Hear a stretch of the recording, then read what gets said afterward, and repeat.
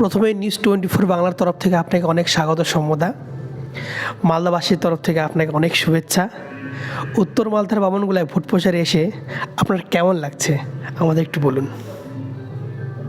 ভালো লাগছে, খুবই ভালো। মানে মালদার সঙ্গে আমাদের একটা আত্মিক যোগাযোগ আছে। মালদা বরকত গনি খান চৌধুরীর মাটি, কংগ্রেসের মাটি, বড় বড় স্টলওয়ার্ডস নেতারা এখানে মানুষের দীর্ঘদিন মানুষের পাশে ছিলেন। মানুষ দুহাত ভরে দোয়া আশীর্বাদ করেছে আমাদের পার্টিকে। তো সেই মাটি আমার কাছে পুণ্যভূমি, আমার কাছে পবিত্র ভূমি, আমার কাছে ইতিহাস, আমার কাছে পথ চলার প্রেরণা। মালদা বারবার আসি, মালদা আসতে ভালো লাগে, বেশ ভালো লাগছে। এই লোকসভা ভোটের আগে সাগরদিঘি মডেল একটা পশ্চিমবঙ্গে রাজনীতি একটা ভালো একটা ঝড় তুলেছে, কিন্তু পরবর্তী দেখা গেল যে আপনাদের ক্যান্ডিডেট কিন্তু আপনারা ধরে রাখতে পারলেন।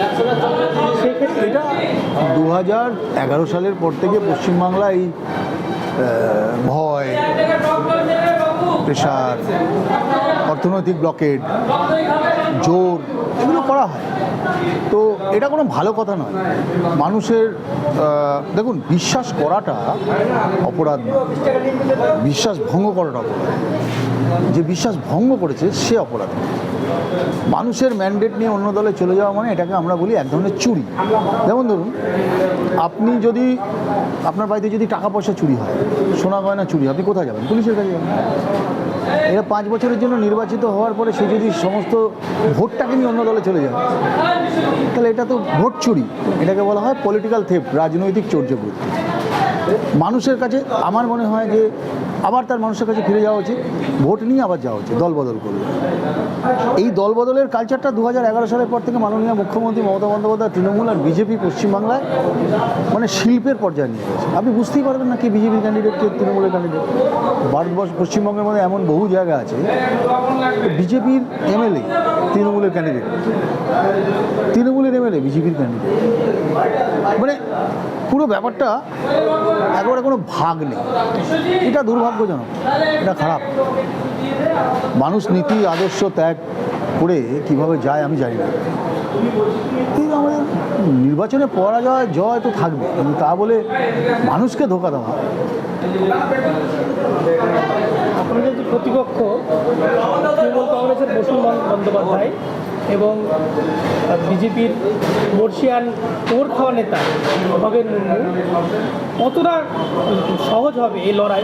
দেখুন, আমাদের ক্যান্ডিডেট মোস্তাক ভাই মাটির ছেলে।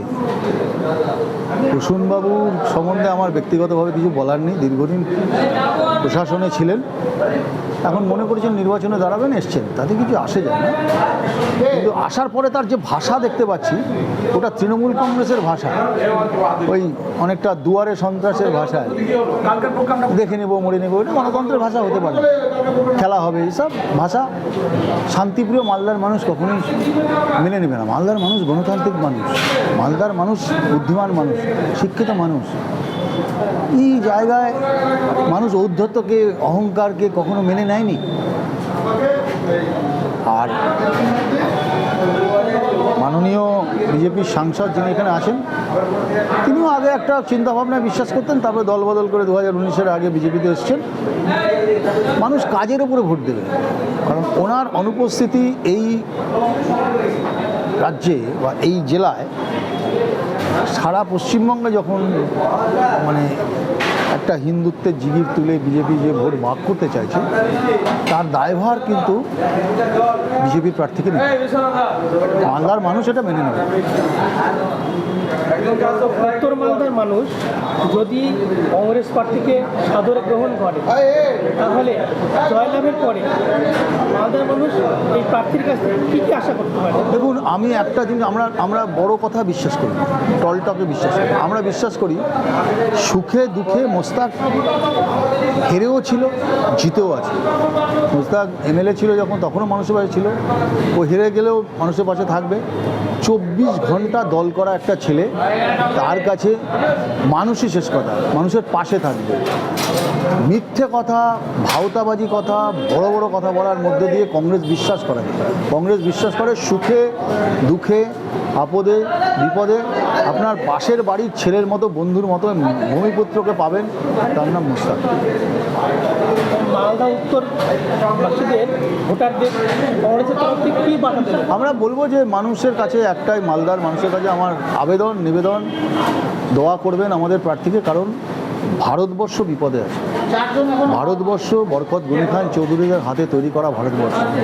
এই ভারতবর্ষের মানুষ একটা দেশকে সাংগঠনিকভাবে তৈরি করেছিল আপনাদের আশীর্বাদ দোয়া নেই।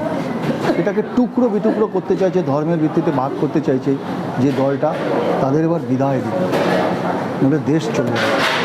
দেশ বাঁচলেই মালদা বাঁচবে, মালদা বাঁচলেই দেশ বাঁচবে। বরকত গনি খান চৌধুরীর আবেগ এই মালদার মানুষের জন্য।